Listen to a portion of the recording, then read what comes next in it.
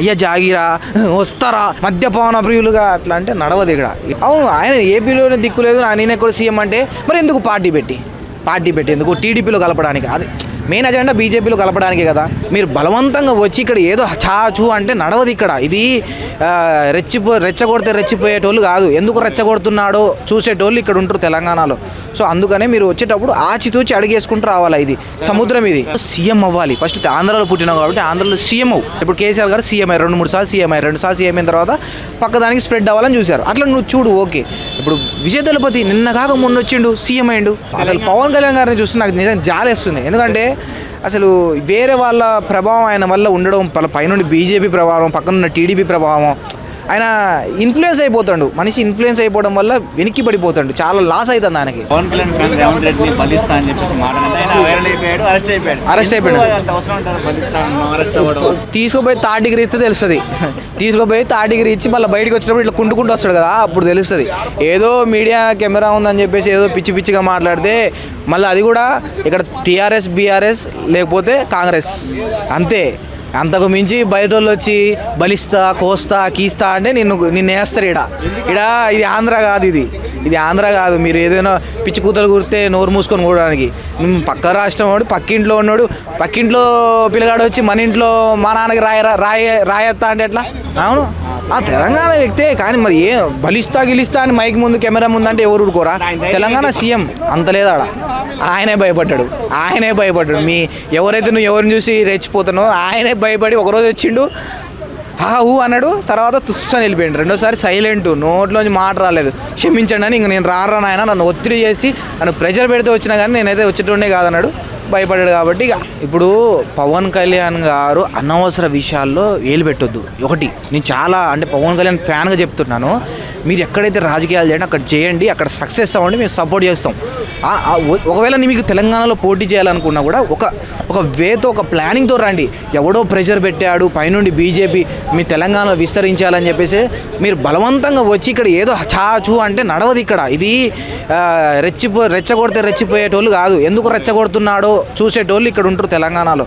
So అందుకనే మీరు వచ్చేటప్పుడు ఆచితూచి అడిగేసుకుంటూ రావాలా. ఇది సముద్రం, ఇది వాస్తవం. నువ్వు ఆంధ్రాలో సీఎం అవ్వాలి. ఫస్ట్ ఆంధ్రాలో పుట్టినావు కాబట్టి ఆంధ్రాలో సీఎం అయిన తర్వాత ఇంకా అల్టిమేట్ గోల్ ఏమి ఉండదు. ఒకసారి సీఎం అయిన తర్వాత 2 సార్లు సీఎం అయిన తర్వాత అల్టిమేట్ నెక్స్ట్ గోల్ ఏంటిది? పక్కదాన్ని పాకాలని ప్రయత్నించాలి. ఇప్పుడు కేసీఆర్ గారు సీఎం అయ్యారు, 2-3 సార్లు సీఎం అయ్యారు. 2 సార్లు సీఎం అయిన తర్వాత పక్కదానికి స్ప్రెడ్ అవ్వాలని చూశారు. అట్లా నువ్వు చూడు, ఓకే. ఇప్పుడు విజయ్ దళపతి నిన్న కాక మొన్న వచ్చిండు, సీఎం అయ్యిండు. మీరు కూడా అంటూనే ఉన్నారు పవన్ కళ్యాణ్ గారు నిన్న కాక మొన్న వచ్చి సీఎం అయ్యిండు. మీరు ట్రై చేయండి. ఏంది? అవును, ఆయన ఏపీలోనే దిక్కు లేదు, ఆయన కూడా సీఎం అంటే మరి ఎందుకు పార్టీ పెట్టి ఎందుకు టీడీపీలో కలపడానికి? అది మెయిన్ అజెండా బీజేపీలో కలపడానికే కదా. మరి చెప్పండి, డైరెక్ట్గా మేము పొత్తు కోసమే వస్తున్నాం, మాదేం లేదు అని చెప్పి రండి. నేను సీఎంగా అని అంటాడు, అధికారంలోకి వస్తా అంటాడు. నిజంగా అసలు పవన్ కళ్యాణ్ గారిని చూస్తే నాకు నిజంగా జాలేస్తుంది. ఎందుకంటే అసలు వేరే వాళ్ళ ప్రభావం ఆయన వల్ల ఉండడం, పైనుండి బీజేపీ ప్రభావం, పక్కనున్న టీడీపీ ప్రభావం, ఆయన ఇన్ఫ్లుయెన్స్ అయిపోతాడు. మనిషి ఇన్ఫ్లుయెన్స్ అయిపోవడం వల్ల వెనక్కి పడిపోతాడు, చాలా లాస్ అవుతుంది ఆయనకి. జనసేన సింగిల్గా పోటీ చేస్తే ఒక 10 సంవత్సరాలకైనా ఒక సీట్ వస్తుంది. మళ్ళీ టీడీపీని గుంజుతా, బీజేపీని ఒత్తుతా, అందరం కలిసి అడ్డా పెడతామంటే మిమ్మల్ని మీరు కట్టే గుడిసెలోనే కాల పెడతారు మిమ్మల్ని. అది మాత్రం తెలంగాణ అసలు పొత్తులు గిత్తులు నడవన్నా మన కాడ. అక్కడ ఆంధ్రలో ఏదో చెల్లిందిలే, కానీ అక్కడ ఒక బలమైన నాయకుడిని ఓడించడానికి వీళ్ళందరూ కలిసి కుమ్మక్కాయ వచ్చారు, కానీ ఇక్కడ నడవదు. చెప్తాను కదా, పవన్ కళ్యాణ్ గారు ఆవేశంతో ఒక మాట మాట్లాడినందుకు ఇప్పుడు నెక్స్ట్ రోజే పవన్ కళ్యాణ్ గారు సభ పెట్టి సారీ నేను ఏదో అన్నా నన్ను ప్రెజర్ పెట్టారని చెప్పేసి అనే స్థాయికి వచ్చింది. ఎందుకంటే తెలంగాణ ప్రజలు ఇక్కడ ఆచితూచి మాట్లాడాలా. ఇక్కడ ఏం మాట్లాడుతున్నా కూడా ప్రిపేర్ అయ్యి మాట్లాడాలా. అంతేగాని అయ్యా జాగిరా వస్తారా మద్యపాన ప్రియులుగా అట్లా అంటే నడవదు. ఇక్కడ నడవదు. ఇది తెలంగాణలో మేధావులు ఉంటారు. తెలంగాణలో ప్రతి వ్యవసాయం చేసుకునేటోడు కూడా రోజుకు 10 సార్లు ఇలా రేవంత్ రెడ్డి ఏమన్నాడు, ఇలా కేసీఆర్ ఏమన్నాడు, ఇలా పేపర్లో ఏ న్యూస్ వచ్చింది, 6వ పేజీలో ఏ న్యూస్ వచ్చింది, 4వ పేజీలో ఏ న్యూస్ వచ్చింది, వీడి మనసులో ఏముంది, వీడి బయట ఏముంది కనిపెడతారు. ఇది ఖచ్చితంగా. ఇంకోటి జనసేనకి ఛాన్స్ లేదన్న, వేస్ట్, టైం వేస్ట్, అసలు ఫ్యాన్సే లేరు.